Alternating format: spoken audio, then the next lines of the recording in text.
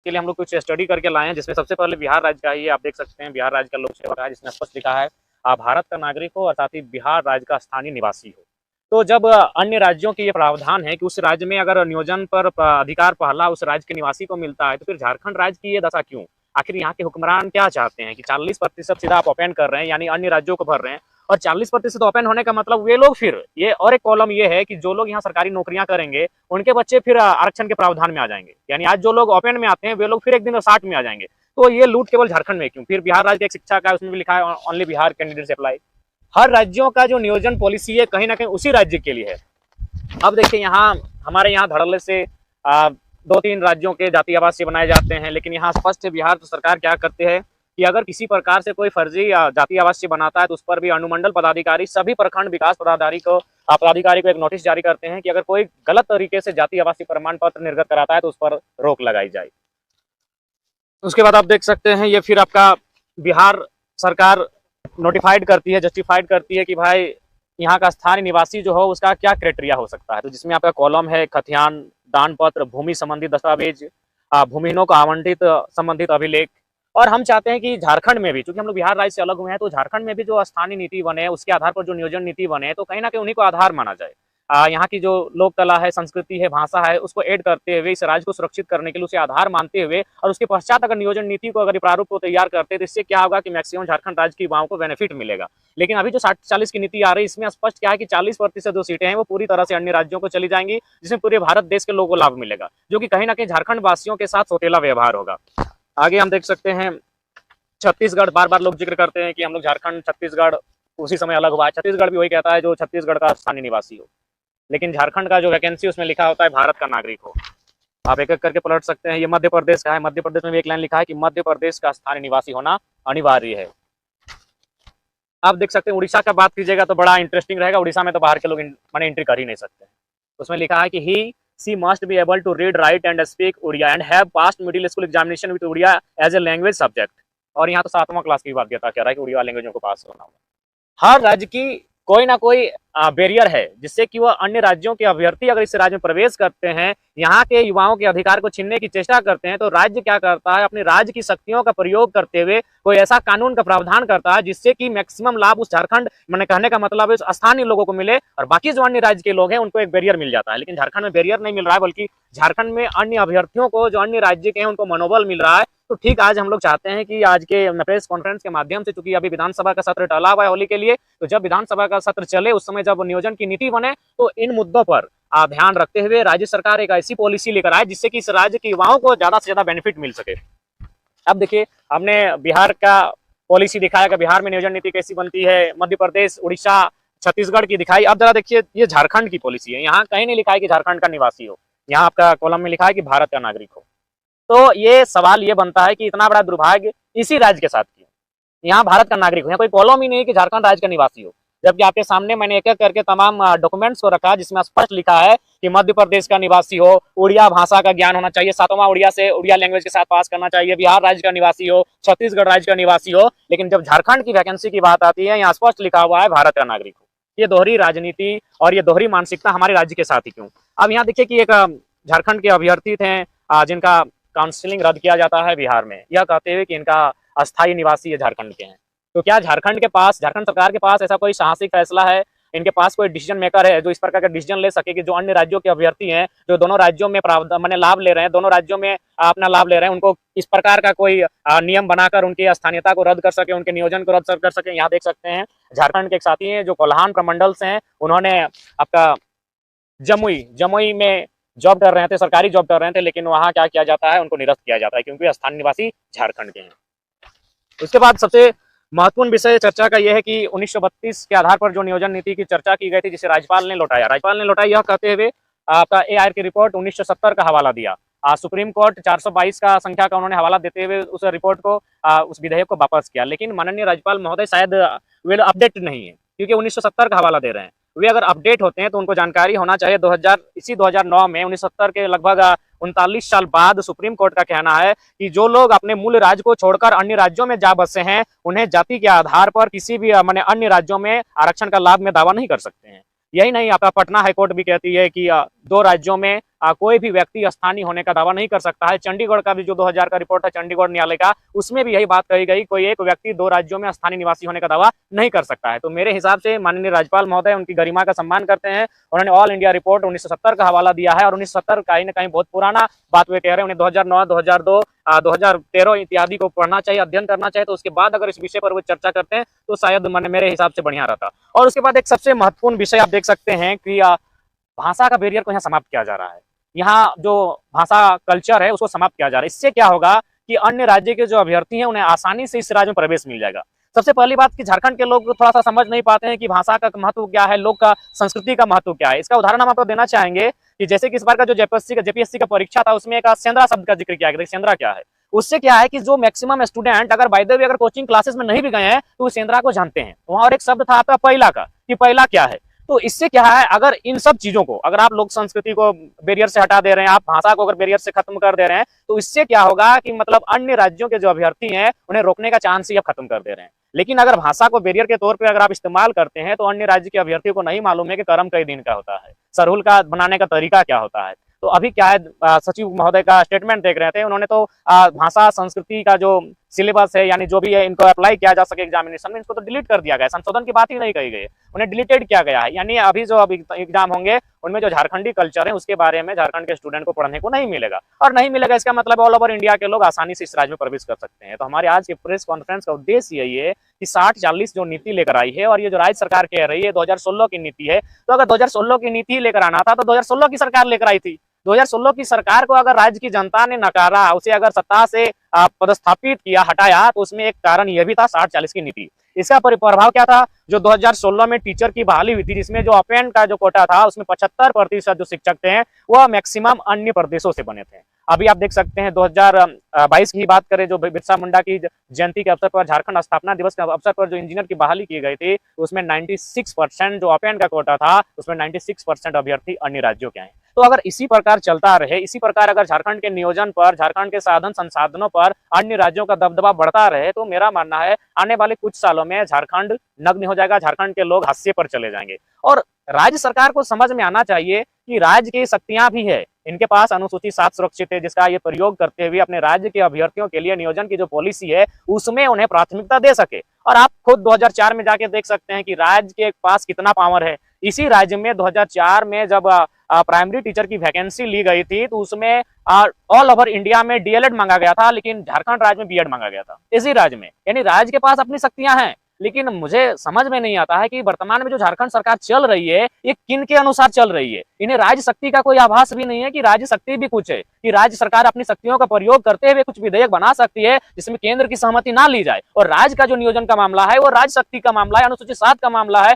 अनुच्छेद 7 में राज्य सूची के 41 का मामला है। उसका प्रयोग करते हुए, उस शक्ति का हवाला देते हुए राज्य के युवा जो आज मैंने काफी दिनों से संघर्ष कर रहे हैं उनको हित में कानून बना सकते हैं। लेकिन आज हिटलर ने जो बात कही थी कि जनता को इतना निचोड़ दो कि जिंदा रहना ही विकास समझे, उसी कंडीशन में आज राज्य के युवा हैं। एक तो कई सालों से वैकेंसी आई नहीं है, तो 60-40 नहीं, यहाँ अगर 50-50 की वैकेंसी दे देंगे तो बहुत सारे युवा कहेंगे भाई किसी तरह एग्जाम में बैठने दो। लेकिन उनमें दूरगामी सोच नहीं है। दूरगामी सोच नहीं होने का परिणाम क्या होगा? आप तो किसी प्रकार ये वैकेंसी को भर लेंगे, लेकिन अगले जब वैकेंसी आएंगी तो वही व्यक्ति जो आज ओपन टू ऑल में आपके साथ आ रहे हैं वो झारखंडी निवासी हो जाएंगे। क्योंकि ये भी एक कॉलम है कि जो यहाँ सरकारी नौकरियों में आएंगे उनके बच्चे यहाँ आरक्षण का लाभ लेंगे। तो इसलिए आज प्रेस कॉन्फ्रेंस के माध्यम से, लोकतंत्र के चौथे स्तंभ के माध्यम से 3.25 करोड़ झारखंड की जनता और झारखंड सरकार को संदेश होगा कि अभी जो विधानसभा का सत्र होली के बाद फिर से प्रारंभ होगा उसमें आप कोई ऐसा विधेयक लेकर आए नियोजन नीति को लेकर, और भाषा के बैरियर को आप समाप्त नहीं कर सकते हैं। आप किसी भी राज्य में चले जाएं, जो जिन राज्यों में भाषा एक आइडेंटिटी के तौर पर है और उन राज्यों को संरक्षण के लिए कहीं ना कहीं भाषा को बैरियर के तौर पर इस्तेमाल किया जाता है। लेकिन आप अगर भाषा के बैरियर को समाप्त करते हैं, कितना दुर्भाग्य का विषय। एक मुझे लगता है एक बहुत कम पढ़ा लिखा छात्र इस बात को समझ सकता है। मुझे लगता है जो पढ़े लिखे नहीं भी है वे लोग जान सकते हैं कि आज कितनी दुर्गति इस राज्य की है। आप अंग्रेजी को क्षेत्रीय भाषा में शामिल कर रहे हैं, हिंदी उर्दू आपका मन को लेकर आप क्षेत्रीय भाषा में शामिल कर रहे हैं, कितना दुर्भाग्य का विषय है। इंग्लिश जो कि एक इंटरनेशनल लैंग्वेज है, हिंदी एक नेशनल लैंग्वेज है, उर्दू भी कई देशों में बोली जाती है, आप उसे एक क्षेत्रीय भाषा के सूची में शामिल करते हैं, तो मुझे लगता है इससे बेकार गवर्नमेंट अब तक देखने को नहीं मिली थी। आज कहीं ना कहीं आज बहुत बुरे अवस्था में झारखंड की जो पॉलिटिकल दौर गुजर रहा है, बहुत खराब कंडीशन के साथ गुजर रहा है। तो अतः हम लोग यही चाहते हैं कि इस राज्य के युवाओं के भविष्य के साथ खिलवाड़ ना किया जाए, इस राज्य के युवा के हितार्थ और उनकी सुरक्षार्थ में विधेयक पास हो, और खासकर नियोजन नीति, क्योंकि आज कई वर्षों से इस राज्य में नियोजन की काफी कमियां हैं और वर्तमान सरकार नियोजन को लेकर ही सत्ता में आई थी। और अगर इसी प्रकार अगर वो 60-40 के माध्यम से 40 वैकेंसियां सीधे 40% अन्य राज्यों को अगर बेच देगी तो कहीं ना कहीं ये दुर्भाग्य होगा इस राज्य का। और दूसरी बात, यदि आप इस राज्य की बनावट पर जाएंगे, इस राज्य के गठन और गढ़न की ओर जाते हैं, तो इस राज्य का गढ़न ही हुआ था, जो भी आंदोलन किए गए थे कहीं ना कहीं जमीन संबंधित आंदोलन थे। आज इस नियोजन को आप जमीन से भी जोड़ सकते हैं। जो लोग 40% में आएंगे, यहाँ स्थापित होने के साथ साथ यहाँ वो जमीनें लेंगे। जमीनें लेने के साथ साथ क्या होगा, वोटर आईडी यहाँ बनेगा, आधार कार्ड यहाँ बनेगा, और फाइनली एक दिन ऐसा होगा कि पॉलिटिकल डैमेज होगा। उसका मैंने ताजा उदाहरण है कोयलांचल का क्षेत्र, धनबाद, झरिया, बेरमो, बोकारो। आज अन्य राज्यों के लोग जो रहने बसने आए, यहाँ उनकी तादाद इतनी बढ़ गई है कि आज कह सकते हैं वो 2 राज्यों में वोटर आईडी कार्ड के माध्यम से सरकार भी बना रहे हैं, अपने विधायक भी चुन रहे हैं, और फाइनली झारखंड के लोगों के जो अधिकार हैं, राइट्स हैं, उनको कहीं ना कहीं पूरी तरह से नेस्तनाबूद कर रहे हैं। तो आज झारखंड के युवाओं को विशेषकर इस 60-40 की नीति के विरोध में अपने स्वर को बुलंद करना होगा, और इतना जोरदार बुलंद करना होगा कि इसी सत्र में, ये जो सत्र आपका 12 तारीख के बाद शायद संभावना है फिर से प्रारंभ होगा, उसी सत्र में नियोजन नीति झारखंड के हित में जिस प्रकार से हो, भाषा को बैरियर बनाकर, खतियान को बैरियर बनाकर झारखंड के युवाओं के हितमर बने, इसके लिए आज युवाओं को एक स्वर में आवाज को बुलंद करना होगा। जयराम जी, आप बोल रहे हैं सरकार ने तो कैबिनेट से पास कर चुका है, उसी सरकार के एक मंत्री है बन्ना गुप्ता, बोल रहे हैं कि 32 से लेकर 23 वालों तक का ख्याल रखा जाएगा। तो सरकार उसी को ध्यान में रख के नीतियां बना रही है। देखिए, सबसे पहली बात, जहां तक आपने बन्ना गुप्ता जी का सवाल किया, एक जिम्मेवार पद पर हैं, स्वास्थ्य मंत्री हैं, लेकिन उनके बयान को देखकर लगता है कि यहाँ जोकरों की संख्या मंत्री पद में ज्यादा है। उनका एक बयान सुन रहे थे जिसमें वो कह रहे थे कि बर्ड फ्लू से डरने की आवश्यकता नहीं है, अगर बर्ड फ्लू हो जाए तो मुर्गे को जितना पका के खाइएगा डर की संभावना खत्म हो जाती है। कितने हास्यास्पद विषय में और कितना मैंने दुर्भाग्य का विषय है झारखंड राज्य के साथ कि ऐसे व्यक्ति मंत्री पद पर आसीन है जिनको मंत्री पद की गरिमा का एहसास नहीं होता है। उसी शख्स का पटमदा क्षेत्र में गए थे, आपका एक छात्रों के बीच एक सभा को संबोधन करने के लिए, छात्रों को मोटिवेशन करने के लिए। वहां जाकर माननीय बन्ना गुप्ता जी कहते हैं कि अरे हम तो जब 10वीं की परीक्षा दे रहे थे तो चोरी करते हुए पकड़े गए, जिस एसडीओ ने हमको पकड़ा था नकल करते हुए, आज वो मेरा सेक्रेटरी है और हम मंत्री बन चुके हैं। तो ये दुर्भाग्य का विषय है, गरिमामयी पद पर होने के बावजूद अगर इस तरह के टिप्पा टिप्पणी कर रहे हैं तो मेरे हिसाब से कहीं ना कहीं अशोभनीय बयान है उनका। जयराम जी, एक अभियान को लेकर के आप बयान दे रहे हैं भाषा के आधार पर, लेकिन कल ही रांची में बहुत बड़ी रैली हुई, महारैली आदिवासी कुर्मी और कुर्मिया के खिलाफ। देखिए, सबसे पहली बात, ठीक है, देखिए सबसे पहली बात, जब कुर्मी का विषय आता है तो मैंने स्पष्ट कहा कि जब जब मैं अध्ययन करता जाऊंगा मैं अपने तर्क देना प्रारंभ करूंगा। सबसे पहली बात है, आज जो जिस प्रकार का माहौल मैंने आदिवासी और कुर्मी के बीच मैंने पैदा किया जा रहा है, उत्पन्न किया जा रहा है, कहीं ना कहीं दुर्भाग्य के विषय। अगर झारखंड राज्य की अस्मिता पर आप जाएं, झारखंड राज्य के अगर अलग आंदोलन पर जाएं कि झारखंड राज्य अलग क्यों हुआ, तो कहीं ना कहीं कुर्मी और आदिवासियों का बहुत बड़ा योगदान है। बहुत बड़ा नहीं, मेरा मानना है 80% सिर्फ 2 कम्युनिटी का योगदान है, बाकी लोग 20 में होंगे, 10 में होंगे, तो इनका बहुत बड़ा रोल रहा है। लेकिन जो लोग बाहरी शक्तियां इस राज्य में काम कर रही है वो जानती है अगर इन्हें तोड़ दिया जाए तो इस राज्य में शासन आसानी से किया जा सकता है। जहां तक कुर्मी का प्रश्न है, सबसे पहला बात, झारखंड एक आदिवासी राज्य है। आज आप मीडिया के लोकतंत्र के माध्यम से मैं ये जानना चाहता हूं कि अगर किसी राज्य का एक आदिवासी राज्य के रूप में गठन किया जाता है तो आधार क्या होना चाहिए? आदिवासी की जनसंख्या होनी चाहिए। यदि किसी राज्य में आदिवासी की जनसंख्या 10% है, 15% है, 20% है, तो क्या उस राज्य को एक आदिवासी राज्य के रूप में गठन किया जा सकता है? शायद संभावना है नहीं। जब इस राज्य का गठन 1912 में किया जा रहा था तो 1913 का आप गेजेट पढ़ लीजिएगा, जिसमें कुर्मी कम्युनिटी को एसटी की सूची में था, यानी उनको आधार मानते, उनका पॉपुलेशन लगभग 20 से 25 के आसपास है। उसके बाद कुछ और कम्युनिटी है जिसे घटवा रहे हैं, तो इन पॉपुलेशन को अगर जोड़ दिया जाए तो ये उस समय 50% से प्लस था। यानी कोई भी राज्य अगर गठन होता है तो कम से कम उसका पॉपुलेशन 50 to 60 होना चाहिए। तो उस समय जब इस राज्य का गठन हो रहा था, उस समय ये जो कुर्मी कम्युनिटी है वो कहीं ना कहीं एसटी की सूची में शामिल थी और उसी को आधार मानकर एक आदिवासी राज्य के रूप में इसका गठन किया जा रहा था। यही नहीं, ये राज्य आज भी अधूरा है क्योंकि हमारे पास 9-10 जिले नहीं है। बंगाल का पुरलिया, झारग्राम, आपका मयूरभंज, क्योंझार इत्यादि नहीं है। उन राज्यों में आप चले जाएं, वहां भी सर्वे करें तो झारखंड राज्य जो बना, बृहद झारखंड बन रहा था, उसका उद्देश्य यही था आदिवासी राज्य के रूप में। तो आदिवासी राज्य का मतलब कम से कम 50% जनसंख्या। तो आदिवासियों का साथ आप लोग उनका भूमि हरण करने के लिए, उसका अधिग्रहण करने के लिए, हक मारने के लिए, आपको नहीं लगता कि लेट कर दिया आप लोगों ने? देखिए, मेरा मानना है, आज जब मेरा जन्म नहीं हुआ तो उससे पहले से कुर्मी आंदोलन चल रहा है। दूसरा बात, सबसे पहली बात, ठीक है, लोगों को समझना होगा कि आखिर इस कम्युनिटी को सूची से हटाया क्यों गया। और मेरा मानना है कि कुर्मी का बेटा के साथ साथ पूरे झारखंड स्टेट को, ठीक है, आपके बीच विवाद होना, तर्क वितर्क होना, पक्ष विपक्ष होना, असहमति होना, ये सब चलता रहेगा, लेकिन सच्चाई को जानना होगा।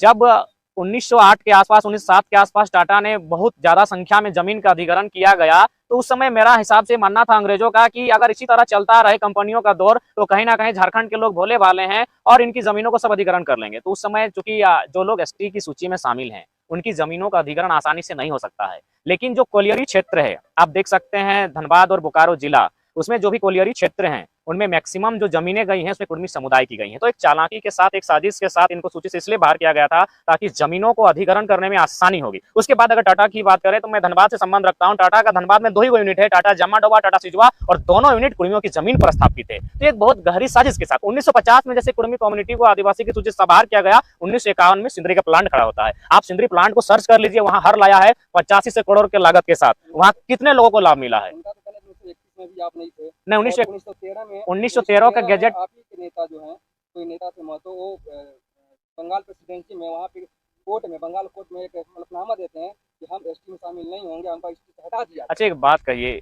आज मेरा नहीं कहना। ठीक है उनका देखिए, सबसे पहला हम तर्क जब बात की है तो मैं एक ऐसा तर्क प्रस्तुत करके जाऊंगा जिससे कि शायद किसी को आपस में रंजिश का संबंध नहीं होगा। सबसे पहला बात, 2-4 व्यक्तियों के माध्यम से आप पूरे समाज को जस्टिफाई नहीं कर सकते हैं। ठीक है, कुछ लोगों ने किसी कारणवश लोग में अगर इस तरह किया होगा, लेकिन आपको जो वास्तविकता है उसे जानना होगा।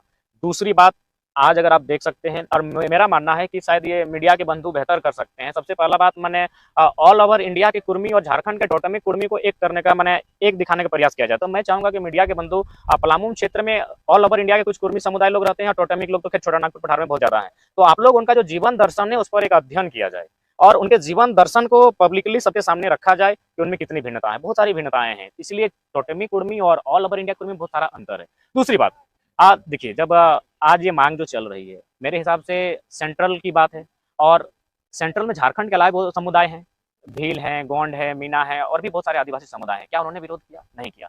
अब अगर झारखंड में विरोध किया जा रहा है तो मेरा मानना है कि संविधान आखिर क्यों है? संविधान प्रत्येक व्यक्ति को ध्यान में रखकर बनाया गया है और मैं अभी 32 आदिवासी की, मैंने एसटी के सूची 32 शामिल है और कुछ नए जुड़े हैं, शायद 3 या 4, ऑल ओवर 10 जुड़े हैं, लेकिन झारखंड में 3 या 4, लोहरा, भोक्ता, तमड़िया इत्यादि।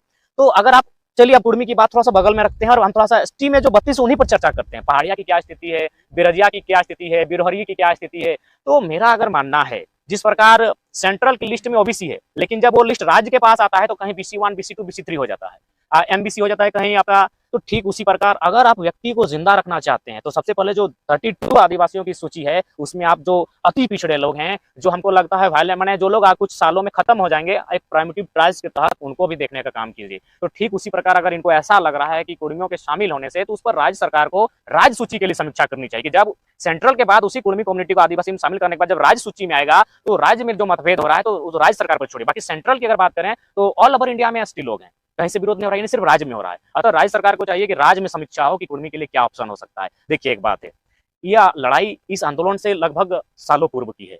हम लोग 32 के खतियान को लेकर निकले थे, हम लोग नियोजन नीति को लेकर निकले थे, लेकिन अगर जब आपका सवाल आएगा तो उसका हम तार्किक उत्तर रख सकते हैं। और तार्किक उत्तर यही कि जब राज्य का गठन किया जा रहा था तो एक बहुत बड़ी आबादी के साथ आदिवासी राज्य के रूप में से गठन किया जा रहा था। उस समय तत्कालीन जो सूची थी उसमें कुर्मी शामिल था। उसके बाद उसे सूची से हटाने का रीजन यही था कि खनिज संपदा, मैक्सिमम जो खनिज संपदा है वह कुर्मी की धरती पर ही आज उतना नहीं। अगर हम बात करें HEC और हिंडाल्को की, तो मेरे हिसाब से हम लोग काफी, आयु हमारी कम है, आप लोग खुद जाके सर्वे कर लें कि मैक्सिमम जमीनें किनकी है। तो जमीन अधिग्रहण करने के कारण ही उनको सूची से बाहर किया गया था। भी लग रहा है, आदिवासी लोग लगा रहे हैं जयराम, मतलब जहाँ भी कहीं कुछ विद्रोह होता है वहाँ पे जाकर कूद जाते हैं, पहले भाषा, खतियान, जैन वाला पहाड़। देखिए सबसे पहला बात, कूद जाते हैं, टांग देते हैं, इनका राजनीति नहीं, सबसे पहली बात है हम लोग कभी उम्र क्या है, यही तो हम लोग स्टार्टिंग कर रहे हैं, हम लोग कभी दांत ठीक से 32 को उगा नहीं है। तो मेरे हिसाब से गलत धारणा दे रहे हैं। और हम लोग तो हमेशा किसी के अधिकार पर हम लोग वार नहीं किए हैं। जहाँ तक मारंग मुरुंग का प्रश्न है, एक बार मारंग मुरुंग को फिर से सर्वे किया जाए। मारंग मुरुंग के आसपास अगर सबसे ज्यादा गांव है तो कुर्मियों के गांव है। अच्छा, ये चमरा लिंडा जो बोल रहे हैं कि अगर कुर्मी आदिवासी बनने की मांग करते हैं तो पूरे झारखंड में तितली की तरह आदिवासियों को उतार देंगे। देखिए मेरे हिसाब से ये बहुत ही उनका दुर्भाग्यपूर्ण बयान है। गुर्जर लोग आंदोलन किए, जाट लोग आंदोलन किए, पटेल लोग आंदोलन किए, क्या किसी अन्य समुदाय ने उनके खिलाफ जाकर सड़क में आंदोलन किया? नहीं। यानी कोई कम्युनिटी, चाहे कोई समुदाय अपने अधिकार को संवैधानिक दायरों में मांग सकता है। हाँ, आप क्या कर सकते हैं, अगर आप असहमत हैं तो आप कोर्ट में जाकर PIL दायर करते हुए, याचिका दायर करते हुए कोर्ट में ये मांग कर सकते हैं। उसके बाद निर्णय लेना, उसको शामिल करना ना करना, ये कोर्ट का विषय रहता है। लेकिन आप एक भी, भारत देश में इतने आंदोलन हुए हैं, सभी समुदाय, सभी वर्गों ने किया है, क्या किसी अन्य वर्ग ने उसके खिलाफ आंदोलन किया है? ये शायद झारखंड में ही हो रहा है। और मुझे लगता है अगर वास्तव में ये लोग आदिवासी चिंतक हैं तो उन्हें ये चिंता करना चाहिए कि जब अगला परिसीमन होगा, क्योंकि एक समय इसी भूभाग में कभी 70% आदिवासी हुआ करते थे, आजादी के जब हुआ तो उसमें 52% हुआ करते थे, आज 26 में आए हैं। जब अगला जनगणना होगा, खासकर जातीय जनगणना जो पूरे देश में बात उठ रही है, उसमें क्या स्थिति होगी। तो अगर वास्तव में अगर आदिवासी चिंतक हैं, कुर्मी अच्छा आपका वो तो अभी शामिल हुआ नहीं है, 70 सालों से खुद अपने अधिकार से मैंने लड़ रहा है, संघर्ष कर रहा है, लेकिन अभी अगर वास्तव में चमरा लिंडा इत्यादि जो भी नेता हैं, अगर वो आदिवासी चिंतक हैं, हम भी चाहते हैं आदिवासी का भला हो, क्योंकि आज भी शोषित हैं, वंचित हैं, तो सबसे पहले ये सर्वे हो, जब अगला परिसीमन हो तब उनकी जनसंख्या क्या ठहरेगी, क्या उस समय आपका जो ये आदिवासी राज्य के रूप में चिन्हित किया गया है तब वह उस मैंने क्राइटेरिया में खड़ा उतरेगा कि नहीं उतरेगा, इस पर चर्चा होना चाहिए। परिसीमन होगा ही। आज भले 81 विधानसभा है, लेकिन नया जो विधानसभा बना है उसमें 160 सीटें हैं, तो 160 सीटें क्यों किस लिए रखी गई हैं। आज हो कल हो विधायकों की संख्या बढ़ेगी, तो जब विधायकों की संख्या बढ़ेगी तब आरक्षित सीटों की संख्या क्या होगी, क्योंकि आरक्षित सीट होना यानी उस समुदाय का भागीदारी होना। अब जिस सीट में मान के चलिए अगर एससी समाज दवा करेगा और उसमें अगर एससी समाज के लोग नहीं रहेंगे, क्या सीट उसको आरक्षित दिया जाएगा, नहीं दिया जाएगा। तो इसलिए अगर उनको चिंतन करना है तो जो लोग नष्ट हो जा रहे हैं पहले उन पर चिंतन करना चाहिए कि पहाड़िया लोग कहाँ हैं, असूरी लोग कहाँ हैं, बिरजिया लोग कहाँ हैं, उनकी क्या स्थिति है। 32 में भी जो है मेरा मानना है कि 3200 को भी एक साथ आप नहीं रख सकते हैं। राज सूची की अगर बात कही जाए तो जो 32 आज माने और मान के चलिए 35 हो चुके हैं, उनको भी आप एक साथ नहीं रख सकते हैं। अतः संविधान का मतलब है किसी को नुकसान नहीं होना, संविधान का मतलब है सबको अधिकार मिलना। अतः संविधान को यानी सरकारों को सोचना चाहिए कि सभी वर्गों को उनके अधिकार से वंचित ना किया जाए। जहां तक कुर्मी का प्रश्न है, वह आरक्षण के लिए नहीं, वो संरक्षण के लिए लड़ रहा है। उसकी लड़ाई संरक्षण की है, क्योंकि अगर आज वो संरक्षण की आवाज नहीं उठाता है तो आने वाले 20 सालों में आप देखिएगा सबसे ज्यादा जमीन किन्हीं की संकट में आएगी तो कुर्मियों की आएगी। आप देख सकते हैं यही आपका जो ये सड़क चौड़ीकरण हुआ आपका और मांझी से जो निकला है, देखिए किनका घर मकान ज्यादा टूटा है। ये जो आपका रिंग रोड घुमा चारों तरफ, उसमें भी आप देख लीजिए। तो इस ये मसला है, संरक्षण का मसला है, ये लड़ाई आपका अपनी आइडेंटिटी का है, लेकिन लोग इसको थोड़ा सा सिर्फ ले आते हैं, आरक्षण की पॉलिसी में ले आते हैं। तो वहां पर देखिए इस पर भी अध्ययन करना होगा, क्योंकि मुझे जानकारी नहीं है कि आखिर इसको लड़ाने के पीछे किनका हाथ है, लेकिन मैंने जो तर्क रखा आप उस तर्क को खारिज नहीं कर सकते हैं। अगर उन्हें सूची में हटाना, सूची में रहना, आदिवासी राज्य की मांग करना क्यों हुआ था। कम से कम जनसंख्या 50 होनी चाहिए थी, क्योंकि 25% अगर मान के चलिए आज आदिवासियों की संख्या इस राज्य में 25% है। अगर 25% को आधार मानकर अगर किसी आदिवासी राज्य का निर्माण किया जाए तो ये संभावना नहीं है। कम से कम जनसंख्या 50-60 के आसपास होनी चाहिए, तभी ये संभावना है। यानी अगर आपको राज्य सूची में अगर राज्य में ये डर लग रहा है तो जिस प्रकार BC1, BC2, BC3 अगर इसमें आपको डर लग रहा है, पहला बात मैं कहूंगा ये आरक्षण की नहीं संरक्षण की लड़ाई है। तो आप उसके लिए राज्य सरकार को एक गहन समीक्षा करनी चाहिए। और हम तो कहेंगे कि प्राइमेटिव ट्राइब्स का भी एक अलग कॉलम राज्य में रखे और उसमें जो लोग विलुप्त हो जा रहे हैं उनको आप कम से कम सुरक्षित करने का कार्य करें। और तो मूल विषय पर आइए, सरकार बोल रही है कि हम सर्वे कराएं और उसी के आधार पर ये डिसीजन फिलहाल इसके लिए है, फिलहाल नियोजन दिया जाए, तो बाद में फिर हो सकता है कि सरकार बनाए नियोजन, तो इसमें क्या आपत्ति? देखिए आपत्ति का सवाल ये है कि सबसे पहली बात ये नीति 2016 की है। अगर इस नीति से झारखंड के युवा खुश हैं, संतुष्ट हैं, तो फिर 2016 की सरकार रहने देते हैं। आप वर्तमान में जो झारखंड मुक्ति मोर्चा कांग्रेस की गठबंधन की सरकार जो आई है, किन मुद्दों के साथ आई है। इनका पहला मुद्दा जो CNT में छेड़छाड़ हुआ था रघुवर सरकार के टाइम, इनका मुद्दा था यही 60-40 की नीति, जिस कारण आपका शिक्षक बहाली में 75% अन्य राज्यों के लोग प्रवेश कर गए। आपका जो भी वैकेंसी दरोगा की बहाली हुई, यानी जो भी ओपन टू ऑल था उसमें मैक्सिमम जो अभ्यर्थी आए थे वो अन्य राज्यों के आ गए थे। तो इसी के विपक्ष में जाकर वर्तमान सरकार को चुनने का काम किया था। और यदि ये वही पॉलिसी को लेकर आएंगे तो मेरा मानना है ये कहीं ना कहीं झूठ कह रहे हैं और इस राज्य की जनता को ठगने का काम कर रहे हैं। जयराम ने कहा 60-40 की बात ही नहीं है। अच्छा एक बात बताइए, अगर ये 60-40 की बात नहीं है, यानी ये बाकी जो झारखंड के जनता है बेवकूफ़ हैं, यानी जो पेपर में प्रकाशित हो रहा है, क्या वे लोग बेवकूफ़ हैं। मैंने तो कहा कि यहाँ मंत्रियों का जो है जो झुंड है, मुझे लगता है मजाक हो रहा है। इनके ये अपने बयान पर खुद टिक के नहीं रह पा रहे हैं, उलूल जुलूल बयान दे रहे हैं। सरकार लिखित में कुछ और कर रही है, ये लोग मीडिया के सामने मुंह से कुछ और बोल रहे हैं।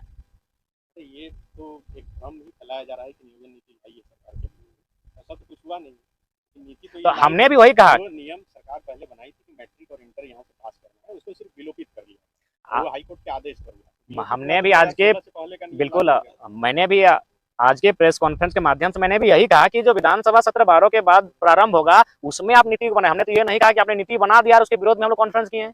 मैंने तो ये कहा कि झारखंड के सरकार को इस प्रेस कॉन्फ्रेंस के माध्यम से हम संदेश देना चाहेंगे, मैंने डॉक्यूमेंट्री के साथ कि बिहार के पास क्या पॉलिसी है, उड़िया के पास क्या पॉलिसी है, छत्तीसगढ़ के क्या पॉलिसी है। तो हम लोग इस प्रेस कॉन्फ्रेंस के माध्यम से, चूंकि विधानसभा का सत्र चल रहा है, राज्य सरकार को ये संदेश देने के लिए आए हैं कि आप भी झारखंड के हित के लिए क्या पॉलिसी बनाकर लाते हैं। हम लोग पॉलिसी तो बनी नहीं है, पॉलिसी बनी नहीं कि विधानसभा सत्र चला नहीं है, तो ये तो इस बात से हम लोग भी अवगत हैं। तो चूंकि विधानसभा का सत्र चलने वाला है, इसीलिए आज के प्रेस कॉन्फ्रेंस करने का उद्देश्य यही है कि आज के माध्यम से सरकार को संदेश जाए। मेरा भी सवाल है कि जो रामगढ़ उपचुनाव का रिजल्ट है, क्या लगता है हेमंत सरकार के खिलाफ मैंडेट है युवाओं ने दिया है? हाँ, कहीं ना कहीं राज्य सरकार की जो पॉलिसियां लगातार जो युवा सेटिस्फाइड नहीं कर पा रहे थे, राज्य की जनता को सेटिस्फाइड नहीं कर पा रहे थे, उसी के विपक्ष में जाकर उन्होंने मतदान किया है।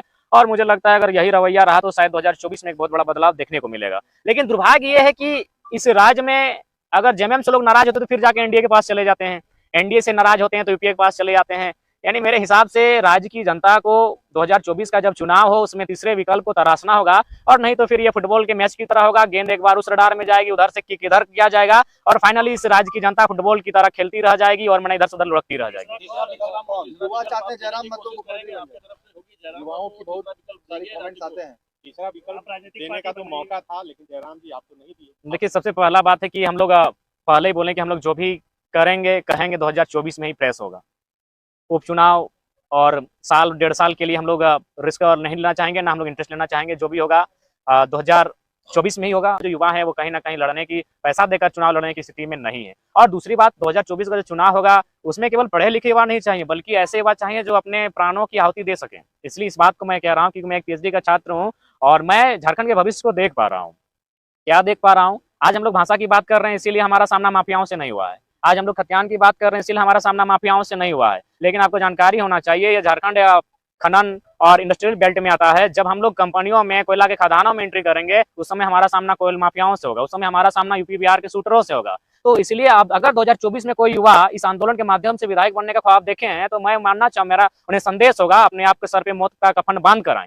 क्योंकि ये बात मैं इसलिए कह रहा हूँ कि हाल फिलहाल माननीय मुख्यमंत्री का जो एक रिलेशन में बहन का विवाह था, उसमें कंपनी ने 80 लाख फाइनेंस किया था और वही कंपनी अभी कोल्हान के क्षेत्र में सबसे ज्यादा जमीन लूटने का काम कर रही है। तो बताइए माननीय मुख्यमंत्री के खिलाफ कैसे जाएंगे? आप देख सकते हैं आपका बड़का गांव के क्षेत्र में जो कर्णपुरा कोल ब्लॉक से, वहां 35 कोल ब्लॉक्स आवंटन किए गए हैं। बताइए 35 कोल ब्लॉक, 235 गांव आते हैं, 5 गांव को छोड़कर बाकी 230 गांव विस्थापित हो जाएंगे। तो इस पर कौन सी सरकार उसके सामने जाएगी? क्योंकि पूंजीपतियों का सामना करना आसान नहीं है। पूंजीपतियों का सामना निर्मल दा नहीं कर पाए। आपको क्या लगता है निर्मल दा क्या झारखंड अलग राज्य? निर्मल दा को मारने में कंपनियों का भी रोल है। स्वर्ण रेखा नदी परियोजना में खुले मंच पर कहता हूं, आपको क्या लगता है शहीद सुनील महतो ऐसे ही शहादत दिए हैं? उसमें कहीं ना कहीं जो जमशेदपुर में स्थापित कंपनियां हैं, अभी नाम मैं समय के साथ लूंगा, उनका रोल है। तो इसीलिए 2024 का जो चुनाव होगा, अगर बदलाव चाहते हैं तो उसके लिए मेरा मानना है कि शायद पहला दौर ऐसा होगा जिसमें यहाँ के चुनने वाले विधायकों को सर पर कफन बांध कराना होगा, क्योंकि उनका सामना माफियाओं से होगा, उनका सामना बड़े बड़े दबंगों से होगा। अगर ये शक्ति उनके पास है तो राज्य में बदलाव हो सकता है, और नहीं तो फिर आप कहेंगे कि जीते जी बदलाव कर सके, बिना रिस्क लिए बदलाव कर सके, ये संभव नहीं है। आप मंच देंगे, इसलिए तो पूछा जा रहा है कि आप मंच देंगे, आप राजनीतिक पार्टी बनाएंगे? देखिए, जब वर्तमान में जो पक्ष और विपक्ष है राज्य में, अगर इनसे नहीं संभलता है तो जाहिर सी बात है हम लोग को एक प्रयास करना होगा, और उस प्रयास के लिए हम लोग प्रतिबद्ध हैं। निश्चय ही 2024 में इस उलगुलान के माध्यम से एक बदलाव देखने को मिलेगा। लोकसभा और विधानसभा दोनों चुनाव में ट्रेलर लोकसभा में ही दिखेगा। लेकिन एगो सवाल हमर इंदे आओ, अभी देख दादा भाई का लगल हो, हम तो 15-20 राज्य में काम करके आइलियो इंदे, बड़ी भाषा जानो यो, झारखंडी कितना बाहर में आते। अभी जो तमिलनाडु में भाई लगल हो, हमरो वर्कर हुआ फोन करके दे बोला हम इतना। देखिए, सबसे पहली बात, बिल्कुल आज जो भी हम लोग हिंसा के पक्षधर में नहीं है। हम लोग भी चाहते हैं कि जो तमिलनाडु में जो भी न्यूज वायरल हो रहा है उसमें कितनी सच्चाई है, उस पर जांच पड़ताल हो, और कहीं ना कहीं कुछ तो सच्चाई है। तो इस पर हम लोग हिंसा के सहमति नहीं है, लेकिन वहाँ केंद्र सरकार को हस्तक्षेप करते हुए हमारे जो मजदूर हैं कुशल वापस लाने का कार्य करे, और साथ ही साथ जब वो मजदूर वापस चले आए तो राज्य सरकार को चाहिए कि उनके लिए ज्यादा से ज्यादा रोजगार के अवसर उपलब्ध कराए जा सके। और ये संभव है, ऐसा नहीं कि संभव नहीं है। मैंने आपको कई बार मीडिया के माध्यम से मैंने रोजगार के अवसर का चर्चा किया है। झारखंड एक पर्यटन के क्षेत्र में बहुत ज्यादा हमारे यहाँ मैंने सड़क बिछा हुआ है, यानी परिवहन के रूप में, पर्यटन के रूप में, कृषि के रूप में बहुत सारे स्कोप हैं जिनमें झारखंड। आखिर हमारे मजदूर वहाँ क्या करते हैं? केरल में जाके मछली पालते हैं, केरल में मछली पालते हैं ना। हमारे मजदूर आखिर क्या करते हैं? वहाँ जाके टावर लाइन में काम करते हैं। वहां तो कोई भी अफसर बनने नहीं गए हैं, मजदूरी करने गए हैं। 12 लाख लोग मजदूरी करने गए हैं। तो यदि झारखंड सरकार अगर झारखंड राज्य में पर्यटन, परिवहन, कृषि को अगर बढ़ावा देते हैं, अन्य कुछ उद्योगों को, छोटी छोटी कुटीर उद्योगों को बढ़ावा देते हैं अगर कार्य करे, तो संभव है। और ऐसा नहीं कि इनके पास बजट में पैसा नहीं है। ये लोग खतियानी यात्रा करते हैं, जोहार यात्रा करते हैं, अश्लील यात्रा करते हैं, तब तो पैसा आता है। अभी होली में लाखों का खर्चा उड़ रहा है, तब तो पैसा आ रहा है। अगर राज्य सरकार मिशन के साथ कार्य करे तो हमारे मजदूरों को हमारे राज्य में ही काम मिल सकता है। और फिलहाल हम लोग यही कहना चाहेंगे कि सभी राज्यवासियों का उस राज्य में पहला अधिकार होता है। आखिर कोई अगर मजदूरी करने के लिए बाहर गया है तो परिवार के लिए गया है। परिवार अगर उसका राज्य में है और वह किसी गैर राज्य में है तो कहीं ना कहीं उस राज्य सरकार पर एक चुनौती का बड़ा प्रश्न होता है कि आखिर उसने इस राज्य के गठन में क्या किया। इसलिए मेरा मानना है राज्य सरकार को राज्य के हितार्थ के लिए कार्य करना चाहिए। दूसरा तीसरा विकल्प क्या बात कर रहे हैं, आपने बीच में खबर सुना होगा कि आपको लेकर के क्या कुछ टिप्पणियां की गई थी एक पूर्व विधायक के द्वारा, अपने बच्चा का भी शब्द का इस्तेमाल किया है। अरे ठीक है ना, बच्चा कहा तो कोई गलत नहीं कहा, हम लोग हैं बच्चा, लेकिन इसका मतलब ये नहीं भगत सिंह भी बच्चे थे, अशफाक उल्ला खान भी बच्चे थे, खुदीराम बोस भी बच्चे थे। बच्चा है इसका मतलब नहीं आपसे बेहतर हम लोग जानकारी रखते हैं। आपके पास उम्र का ज्ञान है, हम लोग के पास छोटी सी उम्र में विजन है, हम लोग के पास पीएचडी के छात्र हैं, हम लोग दूर दूर की सोचते हैं कि दूर में झारखंड के साथ क्या होने वाला है। और आप लोग देख ही रहे हैं, लड़ा ही रहे हैं। पहले लोग धर्म के नाम पे लड़ाते थे, आज झारखंड में ही मैंने समुदाय समुदाय को आप लोग लड़ा रहे हैं। बीच का रास्ता तैयार कीजिए।